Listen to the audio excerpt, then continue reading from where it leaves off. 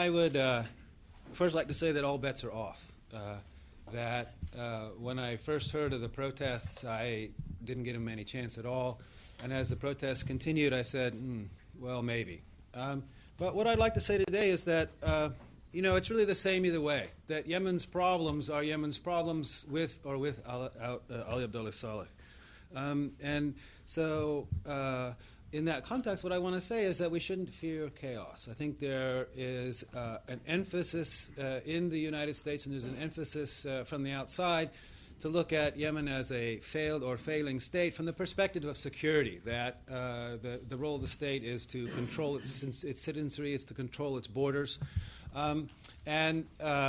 I would just note that this is not the sense of a failing state when Yemenis talk about a failing state. When Yemenis talk about a failing state, they talk about the state in the sense of a liberal state that delivers economic growth, that delivers services, that delivers security. And so while the opposition in Yemen is saying failing state and we're saying failing state, we mean two very different things.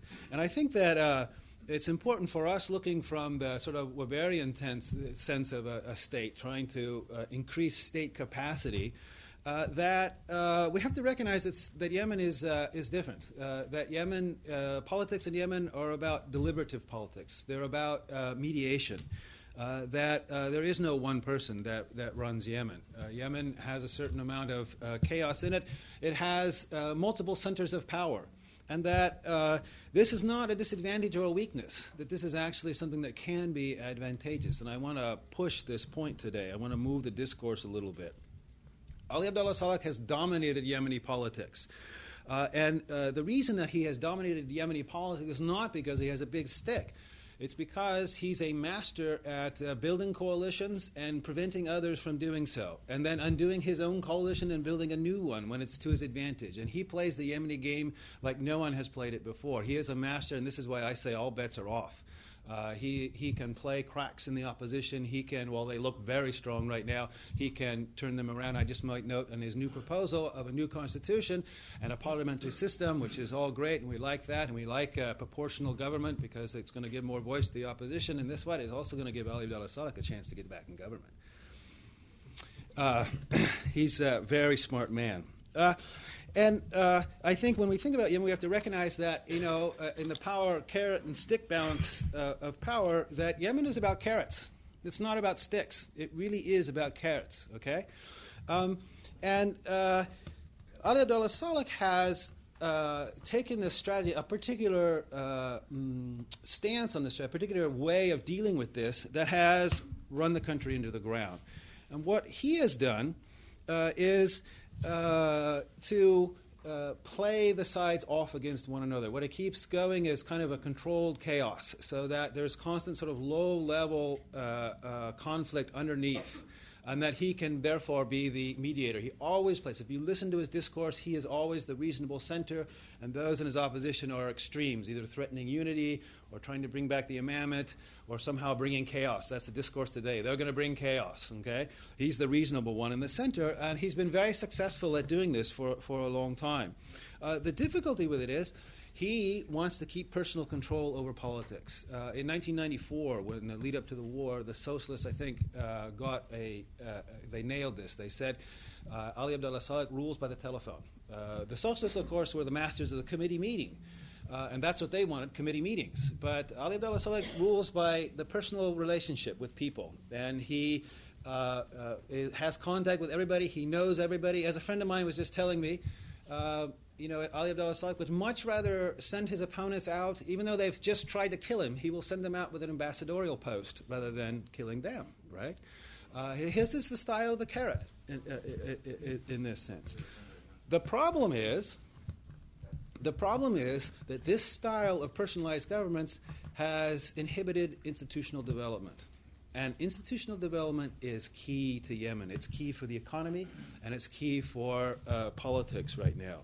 And so with or without Ali Abdullah Saleh, what Yemen needs in this next period is a building of coalitions, a broad base, a coalition of regional powers that come together on the basis of a process. Now, one of the things that we know, and one of the things that Ali Abdullah Saleh knows quite well, is that the opposition they hate each other. The socialists hate the Islah, and Islah hates the socialists. They spend a lot of time trying to kill each other.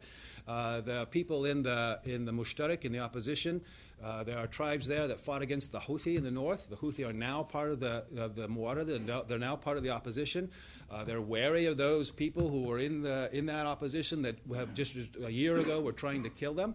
The Southerners are very wary of Islah. The Southerners are very wary of lots of people. The Southerners themselves in the Herat, they spend a lot of time trying to kill each other. So basically the entire opposition spent a lot of time trying to kill each other. So they say, how on earth can this come together? They can agree to disagree. They can agree to disagree. And I see this as a great potential for Yemen. They can agree on a process by which they can all stay together. They can institutionalize a process by which they can rule. And you say, this is crazy. Everybody's trying to kill each other. You know, how are they going to get together and agree to disagree? Well, I think the opposition is testament to that. The Mushtarak is the Islah and some Nasrist and Ba'athist parties, and the Ishtiraki, it's the Socialist Party. They've done it. They don't like each other. They have very different politics. You wouldn't think they would ever be able to get together, but they have formed an effective opposition, and they have institutionalized it. And they have now brought in the Houthi. The Houthi are hesitantly with them. The Southerners, number 2 in the Iraq, said, put down your secessionist posters. We're going to join the protests against the president. This is very significant. Okay? I think that there is a basis upon which the country will stay together, that those very diverse sets of people can come together and agree to disagree. They can agree on an institutional process for politics because they are so diverse, and that this is really what we need for Yemen. This is what the future of Yemen really is about. Let me say something about the tribes. Whenever we talk about Yemen, everybody says, oh, the tribes. First thing, tribes, are very different things in Yemen. There are many different things called tribes, many different institutions, and they're quite different regionally. Okay, they vary greatly regionally. And their relationship with the state varies greatly. Some of them are quite powerful and do not fear the state and actually have very high positions in the state. There are others that do fear the state, others that do not participate in the state.